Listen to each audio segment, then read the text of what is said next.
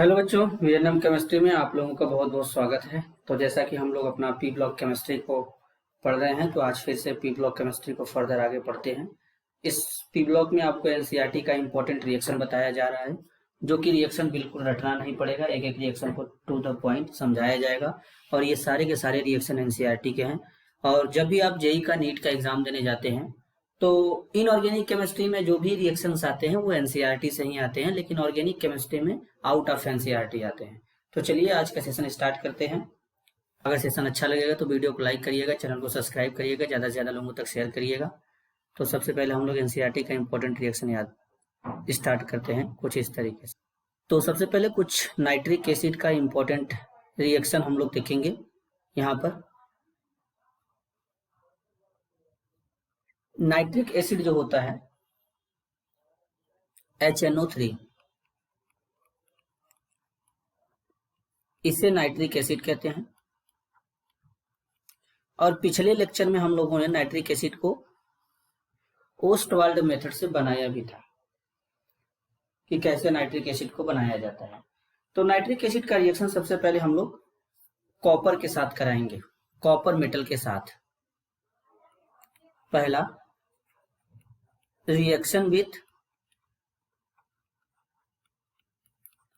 Copper metal, copper metal के साथ में पहला रिएक्शन देखेंगे। तो जब हम लोग कॉपर लेंगे, अब यहां पर कॉपर के साथ में रिएक्शन दो तरीके से प्रोसीड होगा। पहला, जब कॉपर लेंगे, दो बार कॉपर लेते हैं, एक बार कॉपर 3 मोल लेंगे, एक बार केवल 1 मोल लेंगे। और इस कॉपर को क्या करेंगे, ट्रीट करेंगे। किसके साथ में ट्रीट करेंगे, नाइट्रिक एसिड के साथ में। 8 मोल HNO3 रहेगा और यहां भी HNO3 रहेगा 4 मोल। ये वाला जो नाइट्रिक एसिड है ये डाइल्यूट होगा और ये नाइट्रिक एसिड जो है ये कंसंट्रेट होगा। तो जब कॉपर डाइल्यूट नाइट्रिक एसिड के साथ रिएक्ट करेगा तो कॉपर नाइट्रेट बनाएगा, कॉपर नाइट्रेट बनाएगा और पानी बनेगा, साथ में यहाँ पे पानी बनेगा 4H2O और कुछ मात्रा में NO यानी नाइट्रिक ऑक्साइड बनेगा। और जब कॉपर कंसंट्रेट नाइट्रिक एसिड के साथ रिएक्ट करेगा तो कॉपर नाइट्रेट बनेगा, वाटर भी बनेगा बेटा, वाटर भी बनेगा और साथ में NO2 गैस बनेगा। अब बात को जरा ध्यान से समझना, मैं तुमको ट्रिक बता रहा हूं कि कैसे रिएक्शन को याद रख सकते हैं। देखो बेटा, रिएक्शन को याद रखने के लिए देखो दोनों में कॉपर सेम है, यहां भी कॉपर है, यहां भी कॉपर है, इस बात को जरा ध्यान देना। अब ये नाइट्रिक एसिड है, एक जगह डाइल्यूट लेंगे, दूसरे जगह कंसंट्रेट लेंगे। कॉपर जो होता है, कॉपर के ऊपर +2 का चार्ज है। NO3 जो होता है इसे नाइट्रेट आयन कहते हैं। अब इसके तो कॉपर के ऊपर जो चार्ज होता है बेटा वो +2 का होता है, देखो यहाँ पे। अब नाइट्रेट आयन के ऊपर 1 का माइनस होता है। अगर हम लोग इनके क्रिस क्रॉस मेथड इनका कराया जाए तो उसके अकॉर्डिंग अगर देखें तो यहाँ पर 2 लिखेंगे, यहाँ पर 1 लिखेंगे। तो इसका मतलब यहाँ पे जो फॉर्मूला बनेगा CO यानी कॉपर 1 बार रहेगा और NO3 2 बार रहेगा, तो कॉपर नाइट्रेट बनेगा। इसको कॉपर नाइट्रेट कहते हैं। तो तुम बस दिमाग में इतना बैठाओ कि जब कॉपर का रिएक्शन डाइल्यूट नाइट्रिक एसिड के साथ कराएंगे तो कॉपर नाइट्रेट बनेगा, पानी भी बनेगा। जब कॉपर का रिएक्शन कंसंट्रेट नाइट्रिक एसिड के साथ कराएंगे तब भी कॉपर नाइट्रेट बनेगा, पानी भी बनेगा। अब याद कैसे रखेंगे सर? याद रखना है बेटा तुमको ऐसे कि जब डाइल्यूट रहेगा तो NO बनेगा और जब कंसंट्रेट रहेगा तो NO2 बनेगा। यही बेसिक डिफरेंस है। अब तुम इसको दिमाग में ऐसे फिट करना कि कंसंट्रेट रहेगा तो ऑक्सीजन ज्यादा मिलेगा और डाइल्यूट रहेगा तो ऑक्सीजन कम मिलेगा। तो तुमको बस इतना ही दिमाग में रखना है। इस तरीके से तुम कॉपर लोगे और जब तुम कॉपर लोगे, कॉपर पे रिएक्शन कराएंगे कंसंट्रेट नाइट्रिक एसिड का और एक बार कराएंगे डाइल्यूट नाइट्रिक एसिड का। तो जब कंसंट्रेट नाइट्रिक एसिड लेंगे तो कॉपर नाइट्रेट देखो यहां पर भी बनेगा, यहां पर भी कॉपर नाइट्रेट बनेगा। बाकी यहाँ पे क्या बनेगा, पानी बनेगा। यहाँ भी क्या बनेगा, पानी बनेगा। अब कंसंट्रेट में क्या होता है कि ऑक्सीजन ज्यादा होता है तो NO2 बना देना, और डाइल्यूट में ऑक्सीजन कम मिलेगा तो NO लिख देना। ये तुम्हारा फाइनल यहाँ पे रिएक्शन इस तरीके से फॉर्म हो जाएगा। बताओ कितना आसानी तरीके से मैंने तुमको ये रिएक्शन समझा दिया कुछ सेकंड में। और जो NO2 होता है, NO2 जो होता है ये कलरफुल गैस होता है, कलरफुल गैस होता है, और इसका जो कलर होता है ब्राउन कलर गैस होता है, ब्राउन कलर गैस, और इसका यूज करते हैं ब्राउन रिंग टेस्ट में। तो इस तरीके से चीजों को ध्यान से देखते हुए गौर करते हुए चलो, चीजें ज्यादा आसानी से समझ में आएंगी। अब देखो, जैसे मान लो इस बार मैं जिंक लेता हूं, अब दूसरा रिएक्शन देखते हैं, जिंक लेते हैं, जिंक लेंगे, यहां भी नाइट्रिक एसिड कैसा लेंगे, एक बार डाइल्यूट एक बार कंसंट्रेटेड। यहां पर HNO3 लेते हैं डाइल्यूट, और एक बार HNO3 लेते हैं कंसंट्रेट। अब इनका रिएक्शन कराएंगे तो यहां पर बनेगा जिंक नाइट्रेट, पानी बनेगा, इसमें बनेगा N2O। N2O को नाइट्रस ऑक्साइड कहते हैं, और नाइट्रस ऑक्साइड जो होता है एक न्यूट्रल गैस होता है। फिर बनेगा यहां भी जिंक नाइट्रेट, पानी भी बनेगा, और साथ में यहां पे बन जाएगा NO2। अब देखो मैं तुमको समझाता हूं, टेक्निक से समझो, टेक्निक समझोगे सब क्लियर रहेगा। देखो जिंक के ऊपर 2 का प्लस चार्ज होता है, NO3 के ऊपर 1 का माइनस चार्ज होता है, फिर क्रिस क्रॉस कराते ही इसके ऊपर जो ये +2 लिखा है, तुम चार्ज को छोड़ो, बस इसके नीचे 2 लिख दो। यहाँ पर माइनस लिखा है तो इसका मतलब 1 बार है, तो तुम यहाँ पे 1 लिखो, इसका मतलब जिंक 1 बार होगा, और NO3 कितने बार होगा, 2 बार होगा, जिंक नाइट्रेट बनेगा, जिंक नाइट्रेट बनेगा। अब देखो जब जिंक नाइट्रेट बनेगा तो इसका रिएक्शन कैसे लिखेंगे, यहां पर लेना जिंक, एक बार जिंक को ट्रीट करेंगे कंसंट्रेट HNO3 के साथ में, एक बार जिंक को ट्रीट करेंगे, सॉरी यहां पे जिंक नहीं रहेगा, यहां पर रहेगा nitric acid, dilute nitric acid होगा। तो अब कैसे समझेंगे, देखो फिर वही बात, क्या बनेगा, तो यहां से अब डाइल्यूट नाइट्रिक एसिड है और यहां से कंसंट्रेट नाइट्रिक एसिड है। तो अब देखो यहां पे क्या बनने वाला है, जरा ध्यान से समझना। जब कंसंट्रेट नाइट्रिक एसिड है तो तुम यहां बनाओ जिंक नाइट्रेट, ठीक है, पानी बनाओ। अब कंसंट्रेट में क्या बनेगा, कंसंट्रेट में क्या बनेगा बेटा, NO2 बनेगा। अगर यहां पे डाइल्यूट है तो जिंक नाइट्रेट देखो बनेगा,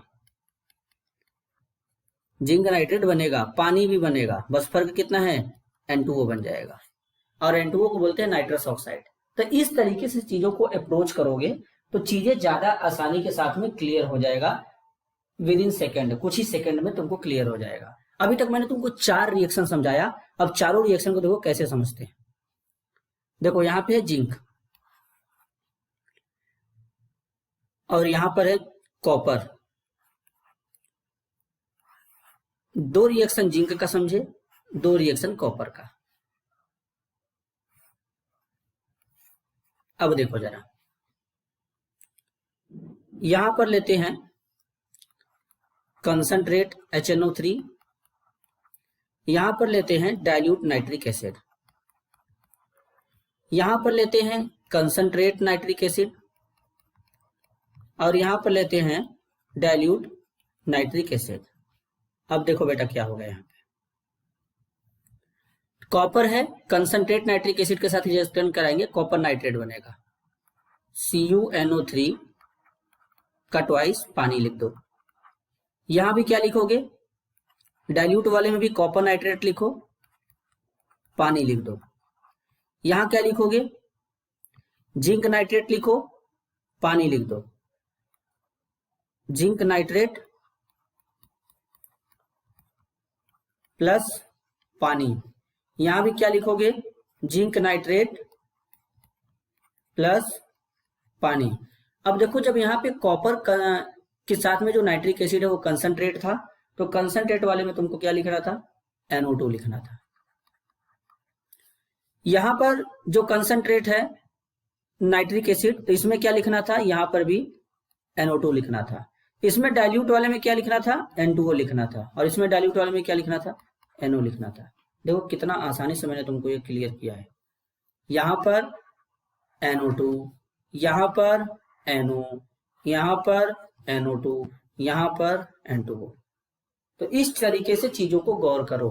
और बाकी देखो इधर वाली ये सेम है, ये भी सेम है, ये भी सेम है, ये भी देखो सेम बना, ये भी देखो सेम बना। तो डाइल्यूट और कंसंट्रेट में जो साल्ट और वाटर बनेगा वो बेटा सेम रहेगा, बस चेंज होगा जो साइड में गैस रिलीज हो रहा है। तो इस बात को ध्यान देना। और जो HNO3 होता है ये एक ऑक्सीडाइजिंग एजेंट होता है, ऑक्सीडाइजिंग एजेंट होता है, तो ऑक्सीडाइजर का काम करता है।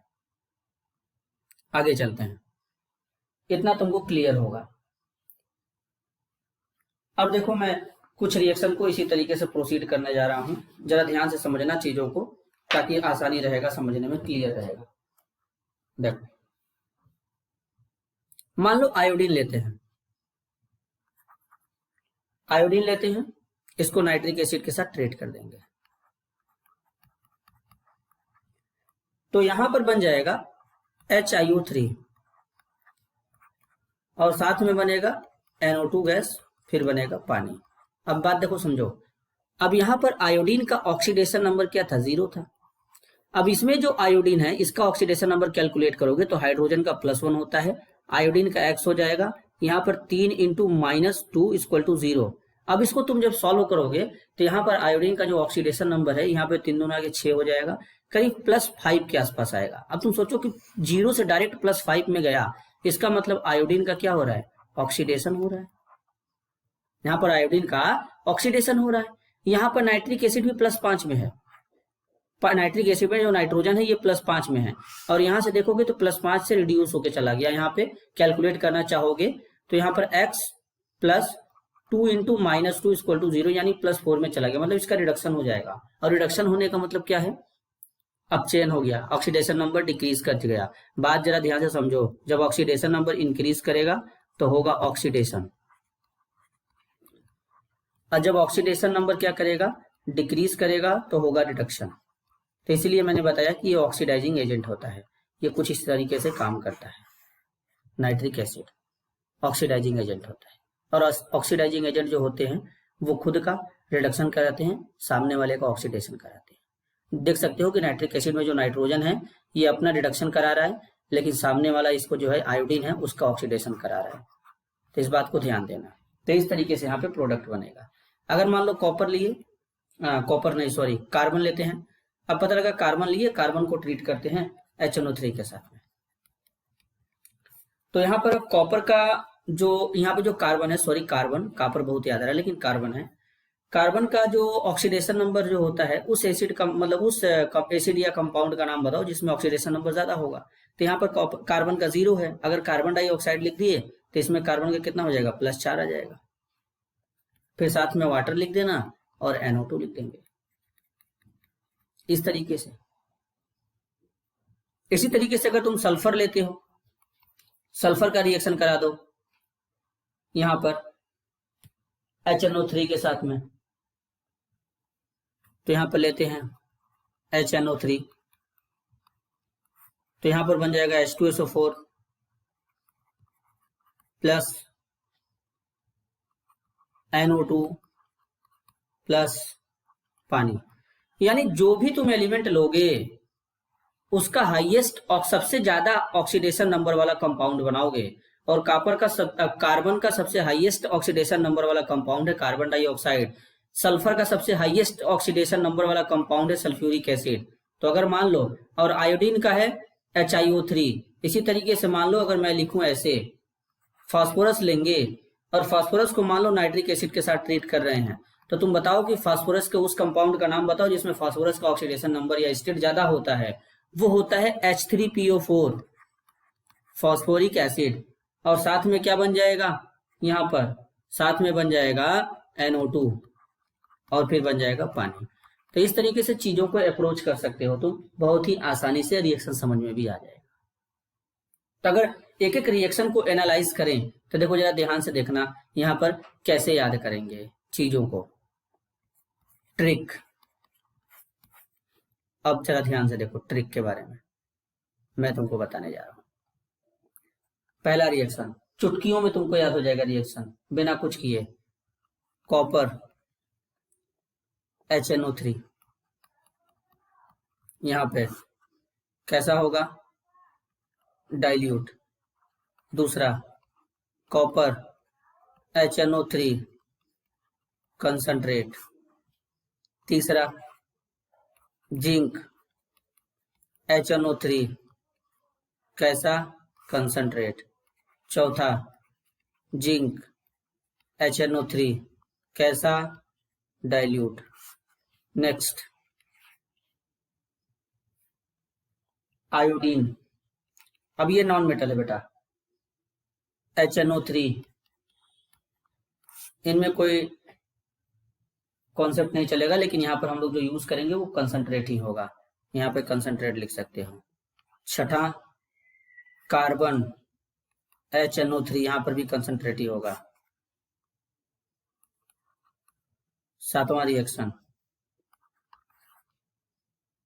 सल्फर HNO3, यहां भी कंसंट्रेट होगा। आठवां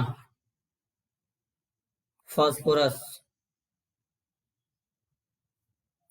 HNO3, यहां भी कंसंट्रेट होगा। अब देखो मैं इसका प्रोडक्ट तुमको बना के यहाँ पे दिखाता हूँ बेटा, इनका प्रोडक्ट कैसे बनेगा।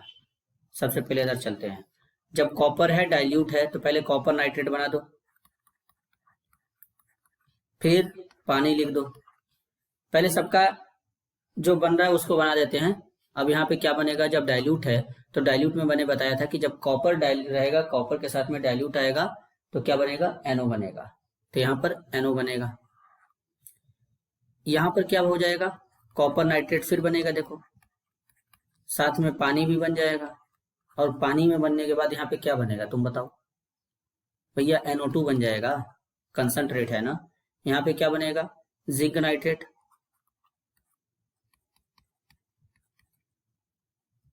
प्लस पानी, कंसंट्रेट है तो क्या बनेगा सर, NO2 बनेगा। यहां पर क्या है, जिंक नाइट्रेट, पानी, बस यहां पर क्या होता है कि N2O बन जाता है। डाइल्यूट वाले केस में यहां पर N2O बन जाता है, नाइट्रस ऑक्साइड बन जाता है, इस बात को ध्यान देना। अब यहाँ पे देखो आयोडीन है, HiO3 लिखो, फिर पानी लिखो, फिर NO2 लिखो।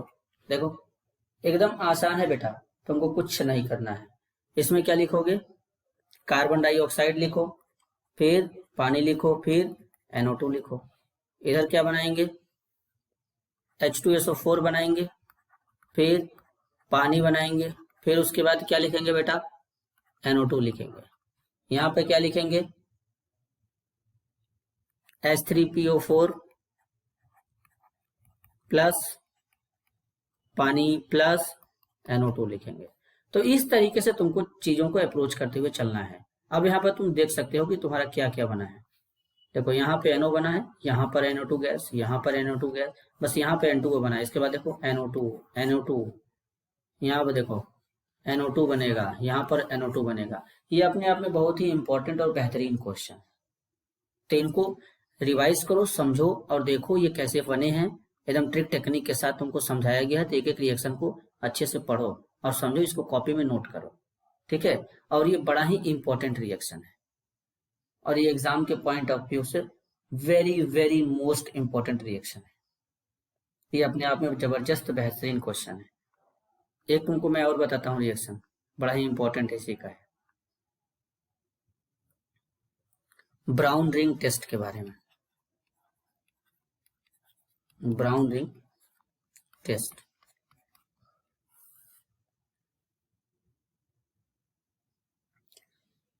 वैसे ब्राउन रिंग टेस्ट का यूज करते हैं ट्रांजिशन एलिमेंट को आइडेंटिफाई करने में, खासतौर पे जो Fe+2 होता है उसके लिए करते हैं, ठीक है। अब इसमें करते हैं क्या, जरा ध्यान से देखना।